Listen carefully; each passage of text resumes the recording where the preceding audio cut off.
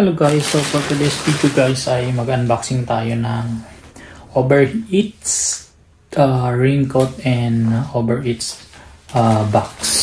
Ito, yan guys. Yan yung ating Uber Eats na unbox.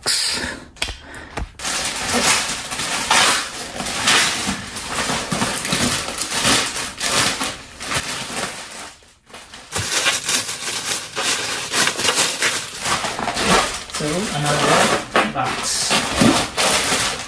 Tingnan muna natin itong isa. Ano lang yan din. So, ayun na nga guys. Meron siyang jacket raincoat para na may nakasulat na Uber Eats.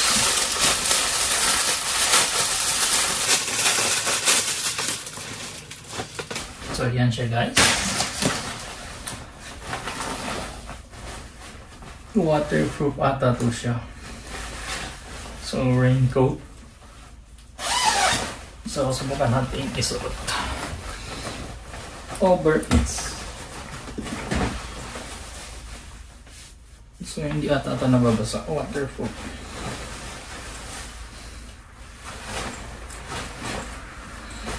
Ayan na guys, suotin na lang natin.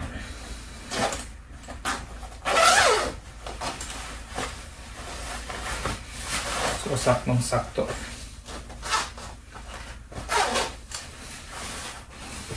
So, ayan guys. Uber Eats. So, magsisimula natin tayong mag-Uber Eats siguro by next week. Kasi okay na yung ating account sa Uber Eats. So, bubuksan natin itong box. Lalagyan ng mga delivery. So, unbox na rin natin, then na-assemble natin.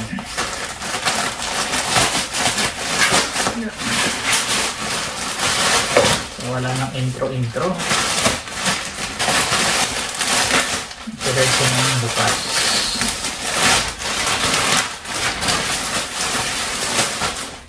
So, in-order natin ito sa Uber Eats website. Yan guys, makikita nyo. Malaki.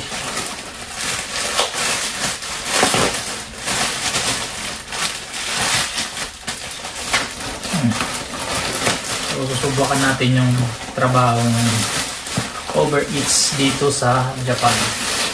So, meron din naman sa Pinas, pero hindi tayo nakatry mag-Uber Eats sa Pinas. So, dito tayo magtatry mag-Uber Eats sa Japan. So, kahit hindi tayo masyado marunong salita ng Nihongo, so we'll try our best.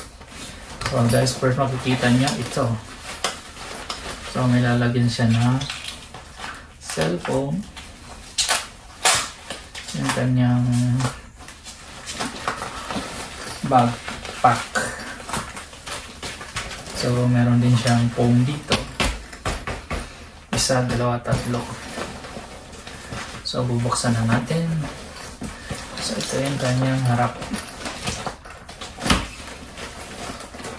Ayan. So, yan ang una makikita natin, letter V. So, Uber Eats. Ano to? So, ito lang ng zipper.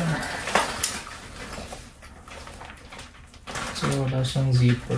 Oh, meron. Dito. Baba.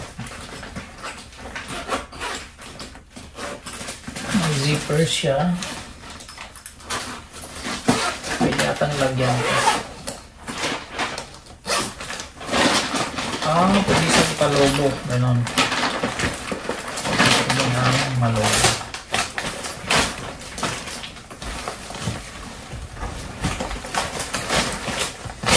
So yan guys, makikita nyo sa loob. Yan, parang ano yan, hindi mababasa kahit magbuhos yung kan. Tapos kung mainit yung delivery mo, yung hindi agad lalamig yung pagkain. So ito may mga, parang ito yung mga insert para ma-separate. May letter A, so may pattern sa letter A, letter B. So tulad nito, letter B. So dito ata ito ilalagay. Ayan, letter B. Tama ba ako kung hindi ako nagkakamali? Ang ganyan siya. So, meron din ito. Parang mali ako. So, ibuka muna natin siya.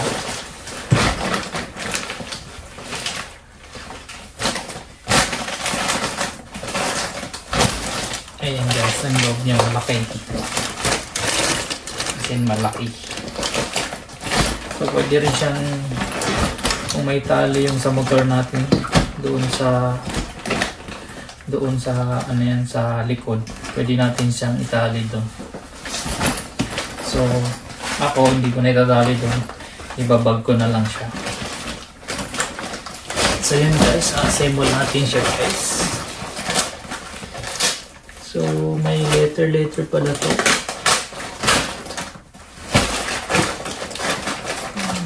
Hindi natin alam paano ito gagawin. May mga tape kasi siya, so susundin natin yung pattern.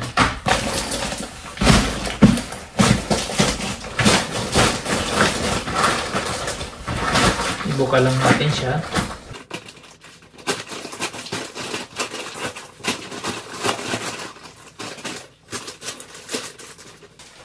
So yan guys, mag-ibuka natin. Ito, dito natin ilalagay.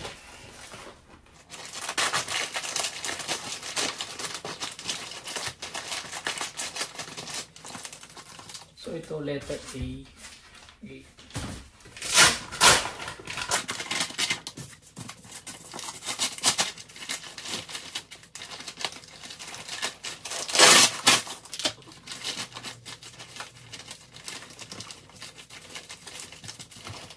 So meron ding letter A dito.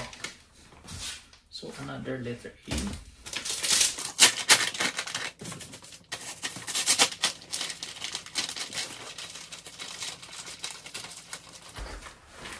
So yan guys, kung may soft drinks, pwede maglagay ng soft drinks dito. Susunod natin is letter B.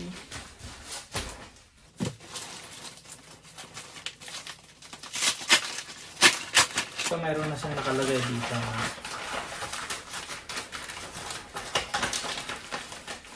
May nakalagay na siya dito na ganito yung nilagay ko dito. Hindi na nila tinanggal. Kalak lang natin. So ilalagay natin yung letter B dito para matibay ito.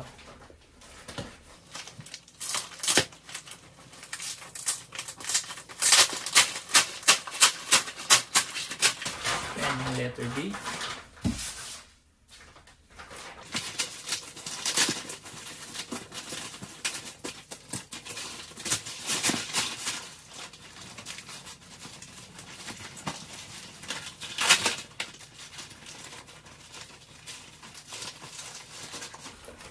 So ayan guys. So ilalagay na natin yung ito sa gitna dito.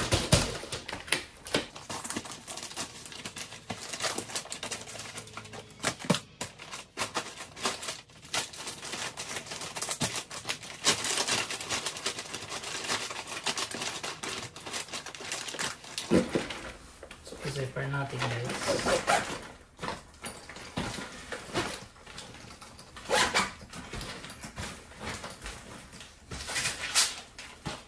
So ito, feel ko dito ito ilalagay parang dito. So i-zipper muna natin. So parang dito yung ilalagay.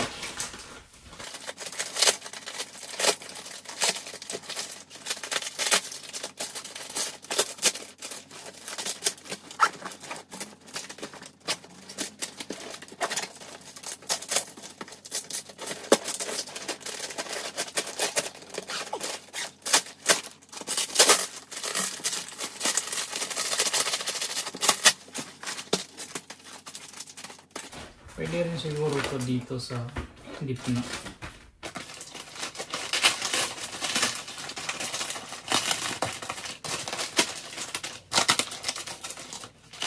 Pag gusto natin ng dual compartment, kaya mo yan.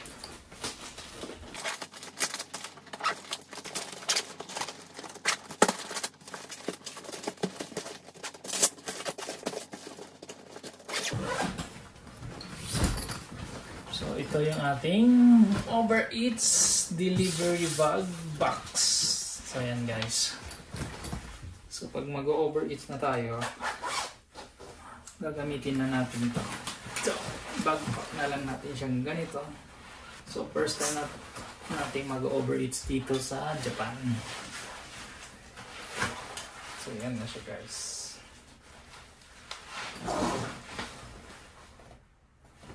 So wait nyo guys yung aking mga video sa aking pag-Uber Eats. So, magbablog na tayo sa ating pag-Uber Eats. So itatry natin paano tayo mag-Uber Eats dito sa Japan. So first ko itong ma-experience na mag-Uber Eats.